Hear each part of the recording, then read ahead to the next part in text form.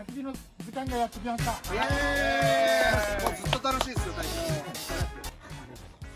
将。じゃあ参ります。これが焚き火台です。今頃直火焚きは禁止されてるんで、このようになってます。焚き付けはですね、焚き付けというのがですね、新聞紙です。はい。火種というか、一つか二つ丸めていただきます。はい。だから失敗したら原型3つぐらいつけますから。あこの上置きます。まず小さなやつ。はい。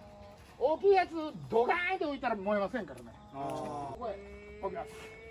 これはね、今度はここが問題です。はい。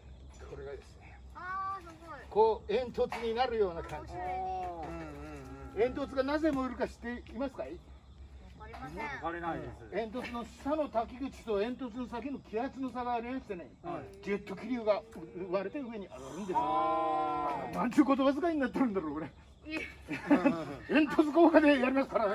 危ない危ない。なんか魔物に取りつかティッシュを入れて、これがマグネシウムのファイヤースターター。